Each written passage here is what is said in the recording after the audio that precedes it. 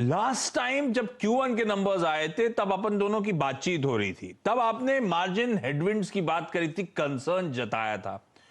वो इंटरव्यू सुनने के बाद भी उस दिन भी एशियन पेंट्स का स्टॉक बहुत ताबड़तोड़ तेजी दिखा रहा था।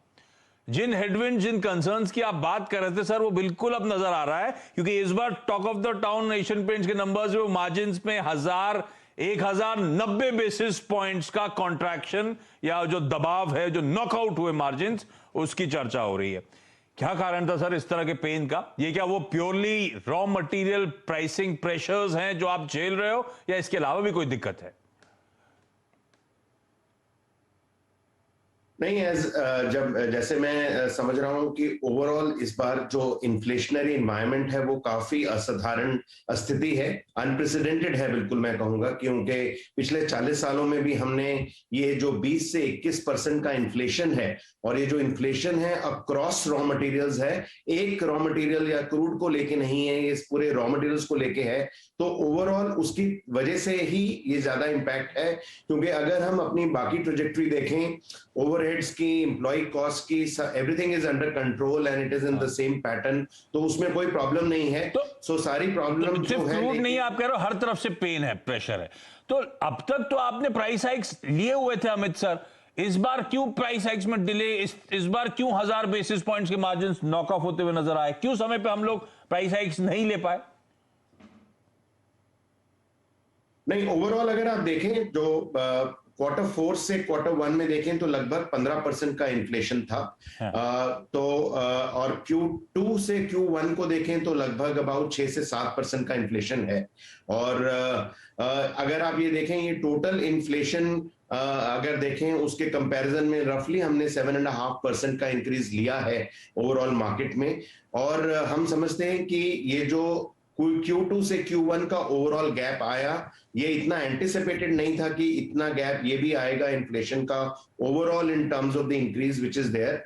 हम समझते हैं कि overall as a leader we can definitely take more price increases और could have taken more price increases, but I think one thing which we should be always conscious, जो हमें ध्यान में रखनी चाहिए, कि मार्केट में इंस्टेबिलिटी नहीं लेके आनी चाहिए किसी भी तरह से, क्योंकि अगर ज्यादा क्वांटम का प्राइस इंक्रीजेस रहेगा उसकी वजह से ओवरऑल मार्केट में प्राइसेस का इंस्टेबिलिटी आता है, स्टॉकिंग का इंस्टेबिलिटी आता है, कंज्यूमर के लिए काफी एंजाइटी होता है। तो ओवरऑल हम समझते हैं कि हमने एक कंसिडर्ड प्राइस इंक्रीजेस लिया है, और आने वाले टाइम में गिवन कि इतना इन्फ्लेशन हुआ है तो हमें और इंक्रीजेस भी लेना पड़ेगा। और मैं समझता हूं कि अब थोड़ा जो इंक्रीजेस का जो पेस है वो थोड़ा सा ज्यादा हमें बढ़ाना पड़ेगा, ताकि हम ये जो असाधारण स्थिति है इसको हम डील कर सकें। और प्राइसेस इंक्रीजेस के अलावा है हमारे पास 3-4 और चीजें हमने रखी हैं, क्या चाहे वो हमारी फॉर्मुलेशन एफिशिएंसीज है, मटेरियल सोर्सिंग है,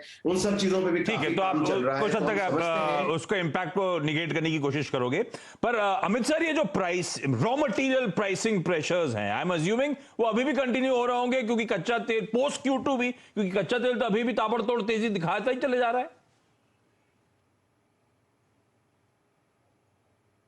आप बिल्कुल ठीक कह रहे हैं, क्योंकि ये जो ओवरऑल इन्फ्लेशनरी प्रेशर्स हैं ये वर्ल्ड वाइड हैं, चाहे आप यूएस में देखें चाहे चाइना में देखें, ओवरऑल हर जगह पे ये इन्फ्लेशनरी प्रेशर्स जो 20 से 25% का है, ये ओवरऑल इंडस्ट्री में इंपैक्ट है। और एक इसका जो दूसरा इंपैक्ट काफी स्ट्रांग है, वो जो ओवरऑल फ्रेट को लेके है, वो भी एक बड़ा इंपैक्ट है, क्योंकि आज जो डीजल प्राइसेस ऊपर गई हैं, तो ओवरऑल इन्फ्लेशनरी ट्रेंड्स हर जगह पे है। रॉ मटेरियल अवेलेबिलिटी के ऊपर काफी कुछ निर्भर करता है एज वी गो फॉरवर्ड। तो थोड़े बहुत इन्फ्लेशनरी ट्रेंड्स मेरे हिसाब से रहेंगे इमीडिएटली। तो फिर बिल्कुल ठीक, तो अक्रॉस द बोर्ड आप कह रहे हो इन्फ्लेशनरी प्रेशर्स बने हुए हैं, तो फिर प्राइस हाइक्स क्या डिसाइड किया है सर? कब तक, कितना क्वांटम होगा, कितना एब्जॉर्ब करोगे आप लोग, कितना पास ऑन करोगे, इसकी मोडालिटीज वर्कआउट कर ली हैं क्या? So overall as we see it, company is जैसे हमने देखा है कि ओवरऑल जो ग्रोथ की धारणा है कंपनी की, वो काफी स्ट्रांग है। लास्ट 8 to 10 क्वार्टर से double digit volume growth company register करती आई है।